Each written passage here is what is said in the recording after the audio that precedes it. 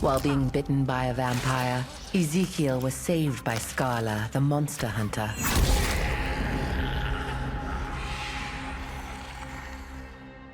Despite now becoming a half-vampire, Scala trained him to become a vampire hunter.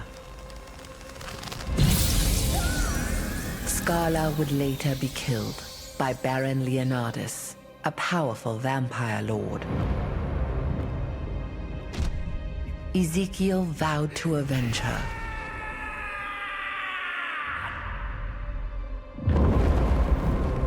Over the course of decades, Ezekiel became a legendary vampire slayer. He found Leonardus and began a fight to the death. But Leonardus was too strong. At death's door, Ezekiel used the last of his strength to draw a magic circle with blood and placed a guardian's pledge in its center.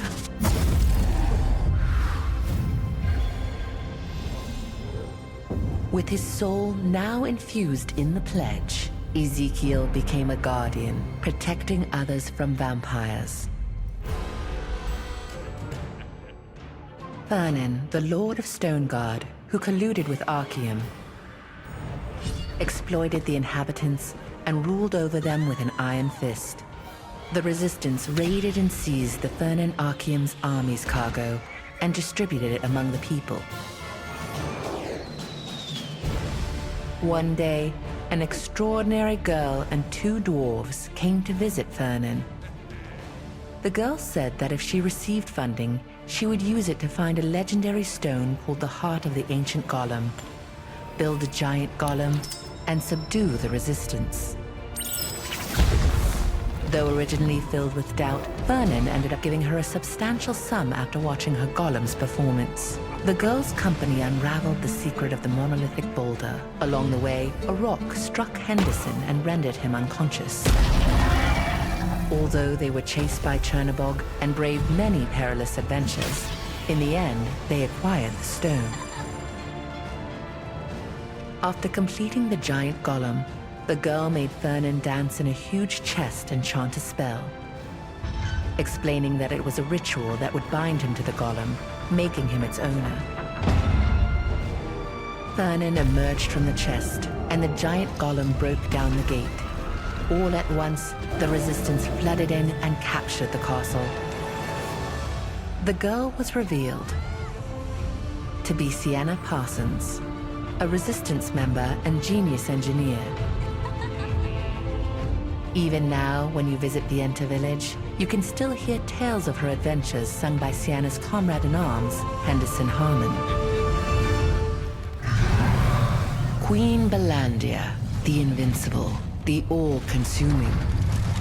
No one had ever even so much as scratched the fearsome beast.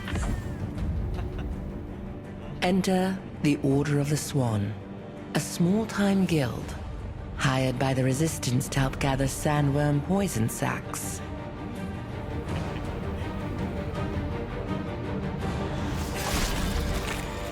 While the Resistance soldiers were mopping up the sandworms, they were suddenly dragged into the sand beneath their feet. One of the swans, rowing, fell into the vortex.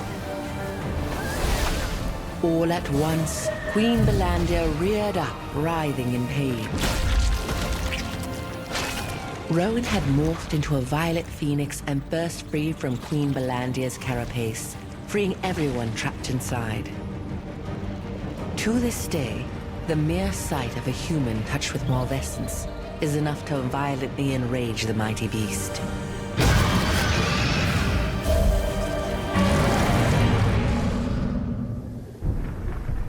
One stormy night, 6 Shadowmancers gathered atop a tower. Envious of Junobote's demonic covenant, they summoned their own demon. Resiath offered sweet words and whispered promises. They killed each other to win her favor. In the end, the last Shadowmancer standing became a monster, unable to control her power. This attracted the attention of Havrez. As holder of Junobote's covenant, he attacked Resiath to ensure control of all the star fragments in the mortal realm. Severely wounded, Havrez fled, disguising himself as a human. Resiath then proceeded with her master plan. To resurrect the demon goddess Siliveth, now possessing the body of Venelux wizard Alea, Resiath has begun the hunt for star fragments. The Phonos, a warrior clan, and the Kaltaran, a hunter clan, both followed the same chieftain. However, when Shaman Akidu became the chieftain due to his remarkable talent with dark magic, some orcs protested, claiming he succeeded in the election ritual by using unfair tactics. Akidu responded by creating his own clan, by transforming his own kind into vicious shadow orcs, but couldn't expand his power due to the limits of dark magic. In a later age, Khazar of the Archeum Legion approached Tuarin, the latest chief of the Akidu clan. He demanded a legion of shadow orcs in return for the endless power of a star fragment. Tuarin accepted. To this day, he continues to create new shadow orcs to terrorize the world.